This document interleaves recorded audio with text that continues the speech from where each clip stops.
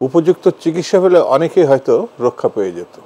ছাত্রদের জাতির জন্য, দেশের জন্য, মানুষের জন্য যে আত্মহুতি, যে রক্ত, এটা এক কথায় অতুলনীয়।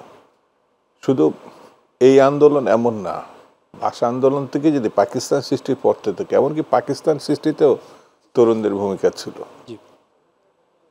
পাকিস্তানে যতগুলো আন্দোলন হয়েছে গণতন্ত্রের সপক্ষে, ভাষা আন্দোলন থেকে শুরু করে, ছাত্রদের নজিরবিহীন আত্মত্যাগের ঘটনা আছে, শহীদের বলিদানের তাদের ঘটনা আছে, মুক্তিযুদ্ধে আছে, তার পরবর্তীতে আছে সর্বশেষ 24-এর যে আন্দোলন, আগস্টের 5 আগস্ট।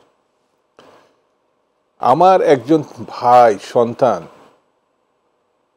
বিছানায় কাতরাবে, উপযুক্ত চিকিৎসা পাবে না, আমি যত যুক্তিই দিই না কেন 3 মাসে এই ঘটনায়, এই যুক্তি খুব একটা টিকবে না।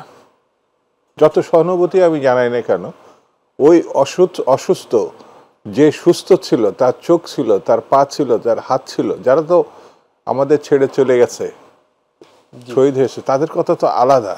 কিন্তু উপযুক্ত চিকিৎসা পেলে অনেকেই হয়তো রক্ষা পেয়ে যেত। আমরা দিতে পারিনি। আমি সরকারকে না, বা স্বাস্থ্য উপদেষ্টাকে না, আমরা যারা আন্দোলনের সপক্ষের শক্তি, দায় কিন্তু তাদেরও যায়। ওই যে মানে বৈষম্য বিরোধী আন্দোলনের নেতা যে তার পাশে গিয়ে দাঁড়িয়েছে, তারাও কিন্তু বারবার এই আকুতি জানিয়েছে কর্তৃপক্ষকে, আমরাও জানিয়েছি সবাই, যে আরেকটু সতর্ক হওয়ার দরকার, আরেকটু উদ্যোগী হওয়ার দরকার, আরেকটু বিবেচনায় নেওয়ার দরকার। কিছু কিছু কাজ হয়নি আমি বলছি না, হয়েছে, কিন্তু যে তৎপরতায় হওয়ার দরকার ছিল, যে গতিতে হওয়ার দরকার ছিল, কোথায় যেন একটু ঘাটতি ছিল।